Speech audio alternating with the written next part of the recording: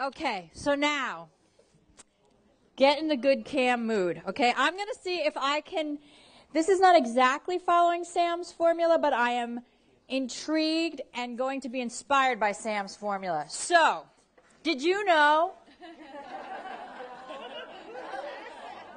that Dr. Maria Nemeth, right here among us, dated Dennis Hopper? Did you know that they won an award for a student film that they made together on motorcycles? And did you know that she also got to see Jimi Hendrix burn her guitar while seated between Mama Cass and Brian Jones of the Rolling Stones? Imagine how all that worked to fast forward mixing techniques to now being a speaker worldwide, bringing clarity, focus, ease, and grace to people's life. Besides being a coach, he's a licensed clinical psychologist. How about that? And finally, I'm trying to think of a technique. Here she is!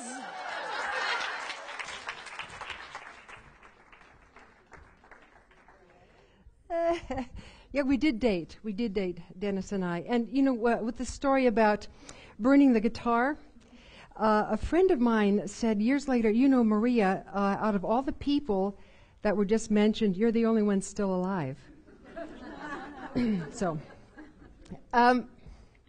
imagine in this hand a book that never got published.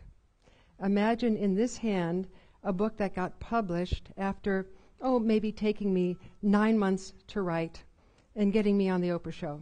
Are you interested in the difference? Okay. First book. I'm 27, 30 years old. I've traveled around the country. I've given all kinds of talks on crisis intervention. I mean, I had the whole thing wired up, wired down, and I was impressing people with my ability to talk about crisis intervention techniques. One day I decided to write the book on crisis intervention, the definitive book. So I'm sitting at my typewriter. In those days, we had typewriters. And all of a sudden, as I'm starting to type, I get a tightness in my chest and my arms get heavy and a thought in my head, you know, I don't think I'm ready to write this book yet. And I walk away. 3 months later, I'm sitting at the typewriter. I want to type this, but as I start typing, my chest gets heavy. My arms, it's like I hear this voice inside that says, you know, you're just not ready yet. You don't have what it takes. Other people could do it much better than you. Now, you've never heard that in your head, so take notes for your cousin, okay? So I didn't write it. Fast forward, true story, 18 months later, I'm walking down Westwood Boulevard near UCLA. I see a flash of red and white in a bookstore. I walk into the bookstore. There are books, Crisis Intervention. I walk up, I open the cover, thinking it's going to be much different than I would have written. Same book, almost literally. I said, well, surely the person had much better credentials than I. I go to the back. He had fewer. There was only one difference. He wrote the book and I didn't. What is it that stops us? Have you ever wondered? You have these great ideas. You have a vision for what it is you want to do in life. And just as you're starting to do something about it, you get this incredible sense of pushback. Well, it's normal. I came to discover years later that it happens to everybody. I used to think I was the only person who ever felt that way as I was going to begin a project. That I was the only person who ever talked myself out of it, who ever had doubts and worries and self-limiting internal conversations. It always happens. It always happens to us when we're at something I call trouble at the border. Now imagine this with me for a moment, and then I'm going to talk about the other book that only took me 8 months to write and got me on the Oprah show, okay? Imagine that there's a line that divides two aspects of reality that we have come here to play in. One is called physical reality. This is the place of people, places, things, books, the program you've always wanted to start, the coaching practice you want to have, the movie you've always wanted to produce. On the bottom is called visionary reality. So we've got physical reality, we have visionary reality. Okay, so far? Visionary reality is the home of our ideas, dreams, and vision. It's what we can imagine. Ooh, this is, you could get high smelling one of these. Excuse me. It takes me back. It takes me back. Excuse me. Wait. Where am I? All right. Sorry.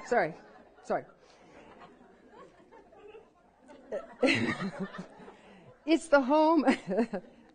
It's the home of our ideas, dreams, vision. It's where we get a lot of energy, right? But if we stay in visionary reality too long, we can become very frustrated. You know, we can have this sense that our life is not as fulfilled as we want it to be. Here is physical reality. This is the home of the things you can measure. Once again, that coaching practice you've always wanted to start, the book you've always wanted to write, whatever it is. But as we take, let me see if the next one smells like this. Oh my God, yes. All right. I'm just a happy girl. As we go from visionary reality and we create a goal in physical reality, something that we vision, we love it, we have a sense it's going to make a difference in other people's lives, it has a lot of meaning for us, we hit trouble at the border. Now, trouble at the border occurs because there is a big difference between visionary and physical reality. In physical reality, whatever we want to do takes energy. And there are 6 kinds of energy: money, time, physical vitality, creativity, enjoyment, relationship. 6 forms of energy. Not only that, in physical reality, everything changes. Not only that, in physical reality, change is unpredictable. These are the 3 factors that make for a perfect game. You can put tennis on this, you can put golf. Whatever you want to do takes energy. You have a changing environment, and things are unpredictable. Perfect game. But see, sometimes we forget that we're playing a game, and that it's good to have games, and that goals, these are things that keep us young and keep us engaged in life. But at trouble at the border, the next thing that happens is that it kicks our brain into gear, and we experience something that the Buddhists call monkey mind. Monkey mind stands for that aspect of the mind that is always chattering at us as it swings from doubt to worry and back to doubt again. It's the thing that stands at the gateway to your goals and dreams and says, I would turn back if I were you. That's why I give it a little tail here. How do we go past trouble at the border with ease without tearing our hair out? Given that whatever we want to do is going to take energy, we've got change, unpredictable. Well, this is my second book. This is how my second book happened. The book that I actually wrote. I had 3 girlfriends because I was going to use the energy of support. That's that sixth energy I told you about. Money, time, physical vitality, creativity, enjoyment, support. I had 3 girlfriends, and they promised to call me one at a time, take turns, 7:30 every morning, writing my book. My promise was I was going to write 3 pages a day. Now, I told all of my girlfriends, this is what my likely monkey mind symptoms are going to look like. I'm going to complain, I'm going to whine, I'm going to say, you know, I can't do it, whatever. So you have to warn your friends about what your monkey mind is going to be saying. But this was their job. Every morning, one of them would call me at 7:30. They'd say, Maria, are you sitting in front of your computer? I'd say, yes. They'd say, is it turned on? I'd say, yes. They'd say, how many pages are you going to write today? Now, my answer was always 3 pages a day, except when I got into trouble at the border. One day, I was writing a chapter, and I didn't know how to get in it, and all of a sudden, my chest got tight again and my arms got heavy again, and I just started hearing all this stuff in my mind. And my girlfriend, one of them, called me and she said, Maria, are you sitting in front of your computer? I said, yes. She said, is it turned on? I said, yes. She said, how many pages are you going to write today? And all of a sudden, I found myself saying, I can't do it. This is terrible. My life is passing me by. I don't want to write this book.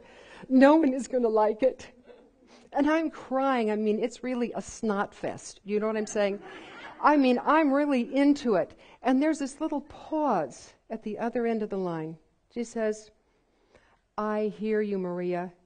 And how many pages are you going to write today?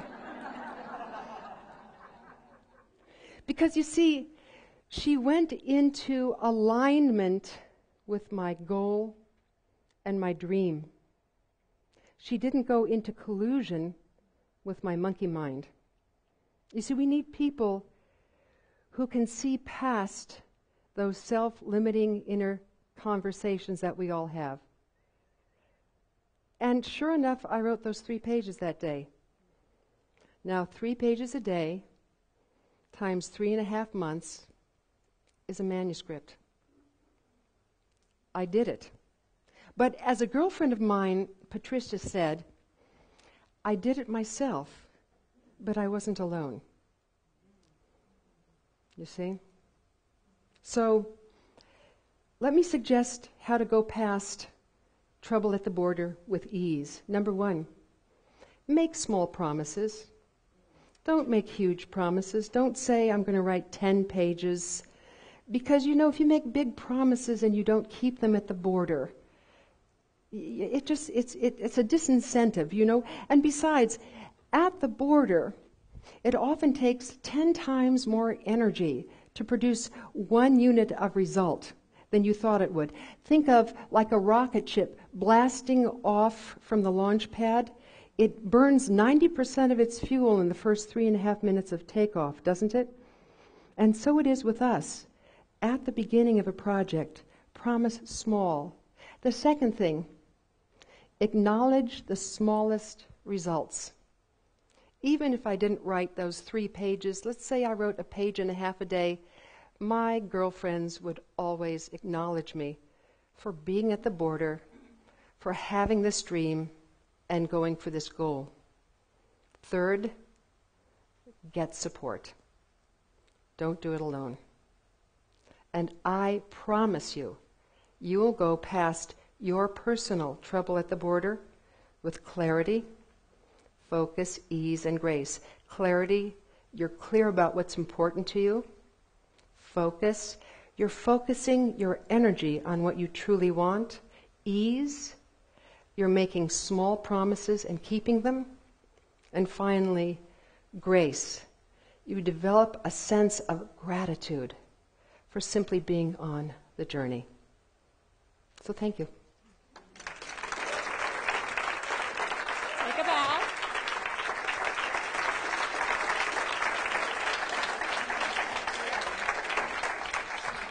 take a bow together. I didn't do anything. Well done. Thank you. Well done. So, yes. I just want to know the name of the book. Yes, the name of the book. Well, we're going to have clarifying questions now. Clarifying question number 1. Clarifying. What's the name of the book? It's called The Energy of Money. How did you get on Oprah? I got on Oprah because someone called me and said, Dr. Nemeth, this is Amy Coleman on the Oprah show. I said, yeah, who is it really? You know, like I thought it was one of my girlfriends. She said, no.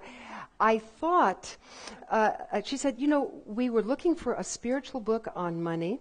We looked at Amazon.com. We saw it, your Energy of Money. We read it. We'd love to have you on the show. Can you be there in 72 hours? And my monkey mind was saying, you can't do this. This is not going to work. I shifted the focus of my attention to the receiver. And I said to her, I'll be there. Thanks. And that's what happened. Listen, you know, do you ever talk yourself out of your dreams? So. We have a microphone in the back. We have a couple of questions. Oh, that was just, yes, I talked myself out of my dreams. Okay, go ahead. Thank you. It was really inspiring. Thanks. My question is, what's the role of coaching here? Because I heard the support of your girlfriends, but I could imagine coaching would be that support or not. That's a brilliant question. Yes, coaching is absolutely, coaching exists. I mean, really, doesn't all of life and engagement exist right about here for people where they're wanting to do something that has real imagination, has real energy for them? And a coach is someone who supports people to attain their goals, who can hold their vision for them, especially when they're at the border and cannot hold it for themselves. And so a coach is someone who will say, you know what? We're going to take this in small, easy steps, and we're going to get you there. I'm a coach for some people who write books now, and we start out sometimes with 2 paragraphs a day for 2 weeks. And then we go up to a page, 2 pages. Then we hold it at 3 pages. 3 pages a day are 3 books a year. Other questions? Jay's in the front. I was just wondering about the other direction. I was just imagining this of when it gets so caught up in the physical world and I have trouble getting back to the visionary side of the border. Do you also imagine it that way? Yes, and because I imagined it that way, about 20 years ago, developed an instrument that I've now given to about 100,000 people. It's called the Life's Intentions Inventory. And whether you even look at the inventory or not, life's intention is a direction, aim, or purpose that gives your life a sense of meaning. To be a contributor to my community. I mean, for me, the whole reason I'm doing this today, this is my goal, was to be here with you. And Laura knows that. I mean, this is a huge goal for me, to be talking in front of you. My life's intention is to be a contributor to my community. And we have many life's intentions: to be financially successful, to be a loving parent, to be physically fit and healthy, to be an adventurer. When you can articulate what your purpose is for having done it, and you're at the border, you can either remember it for yourself or have a coach remember it for you. Oh, that's why I'm doing it. Okay, let's keep going. Is that?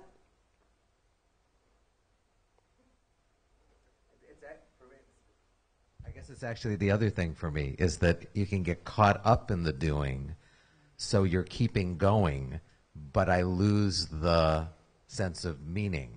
Yes, which is So why, it's yeah, getting- which is it's why, getting back which the is other exactly, side. which is why a coach is someone who reminds you of the meaning.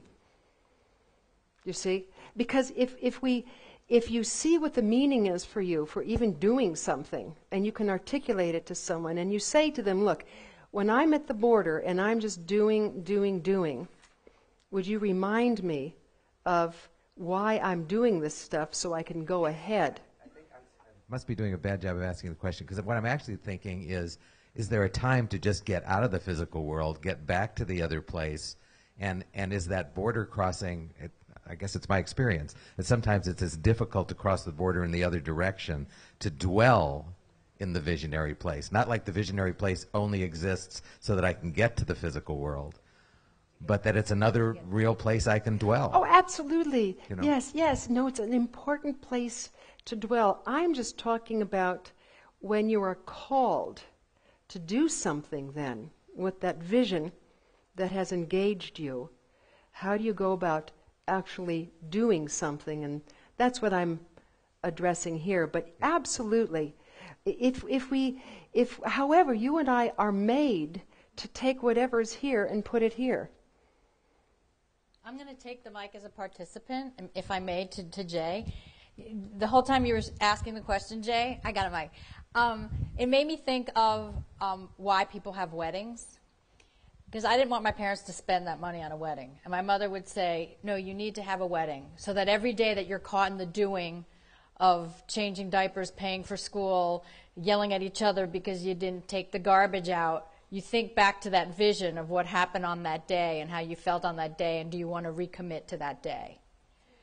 So that's just what occurred to me while you were speaking, if it helps at all to hold, to get out of the doing and back to the vision. I don't know. I just wanted to offer that. Rituals, and they drop you back into that sense of meaning. Because there's another thing. Sogyal Rinpoche, who wrote the Tibetan Book of Living and Dying, he said, sometimes, there are two kinds of laziness, he says there's active laziness and passive laziness. He said, in my country, we have passive laziness. This is India.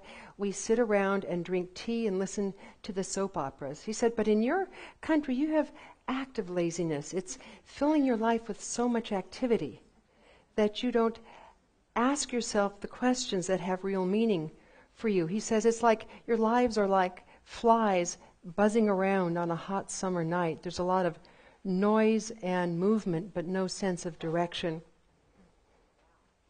DJ?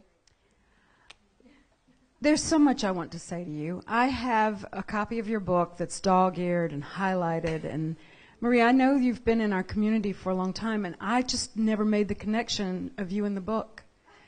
And, so one of the things that's occurring to me right now is just a deep sense of appreciation for what's in this room, the talent that's in this room, and the amazing gratitude, Babette and Donna and Guy, for bringing us all together and really creating this community, because it's really special. But around the time that you released this book, because this is in the 90s, right? Yeah. That you released this. Yeah. I probably saw you on Oprah. I probably have seen you at the Sophia Institute in Charleston. Haven't you spoken there? Maybe not. I think sometime. Probably. But yes, you were there energetically. Okay, good. Okay. So, but something you did for me as I was releasing a friend into the wild and watching her leave, was to remind me of the intention. And what came to me was your job really is to love the people I put in front of you.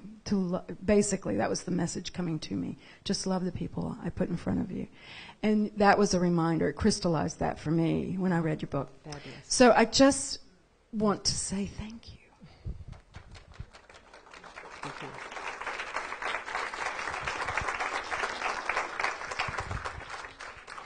Hey there, Maria. Hey. I'm a ex-student and a certified coach through Maria's program, so I encourage you to go look at her site. I have a question around what you said to me earlier today about my trouble at the border. One of them, there's more than one sometimes, not for y'all, but for me. One of them is you second guess yourself. Yeah. So that would be a hint.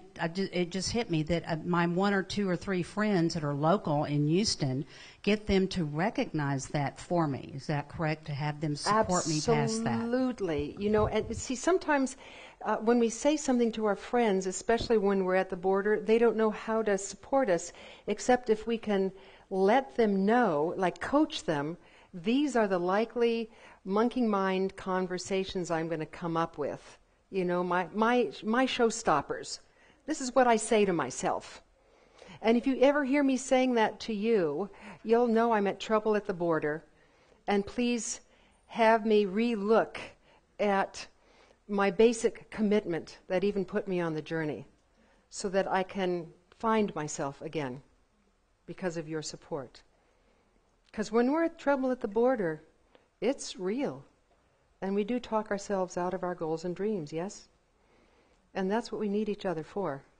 This is one of the reasons I so love this meeting, because here is a community of support where we have the possibility of knowing who each other really is.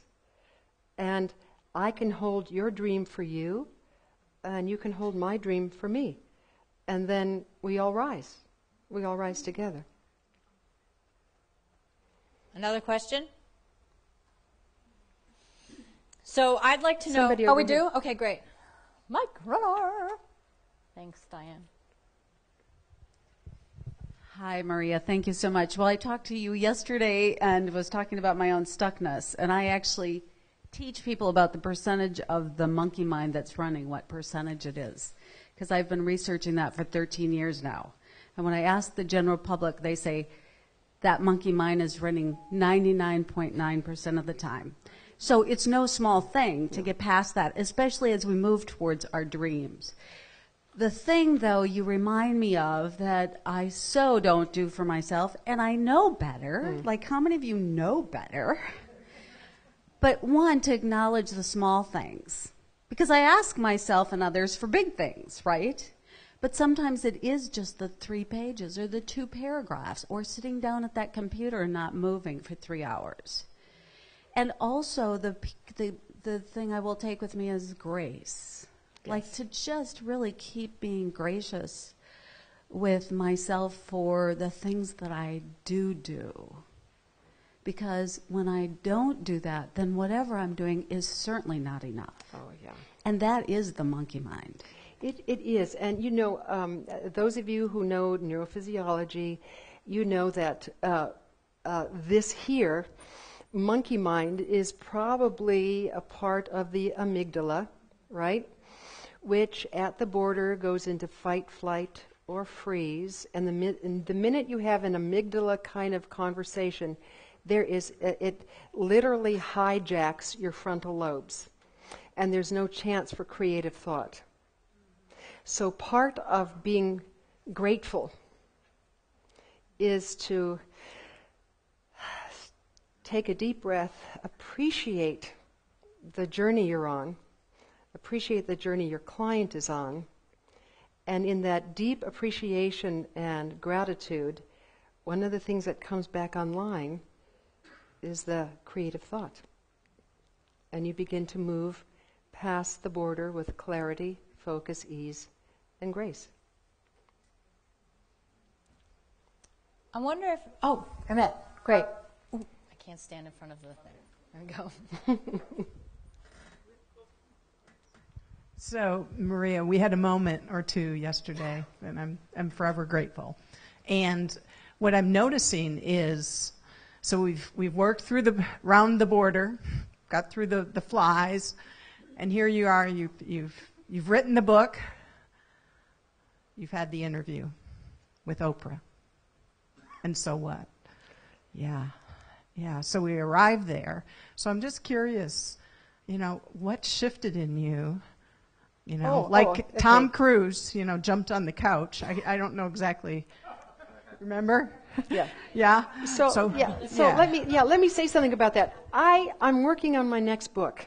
All right. Now, I used to think that once I recognized this and worked on myself enough, that I would never have to experience the border again. right? Yes. No. I have a book, and now I'm asking for support because it's the same thing. Really, the minute I think that I have it all handled, hear what I'm saying? No, it's wonderful because it keeps us engaged. So, trouble at the border is always there. And that's why we need one another. And that's why it's important to be generous with ourselves and others. When we have self-limiting internal conversations, I want to say one more thing to leave you with today. Therefore, it could be said that your self-limiting internal conversations are a sign that you're doing something right and not something wrong. It's a sign that you are stretching the envelope. You are learning a new skill set. You are doing something you haven't done before. When you and I are at the movies, at our favorite movie, no monkey mind. When we're doing this, monkey mind. So honor that it's possibly something you're doing right.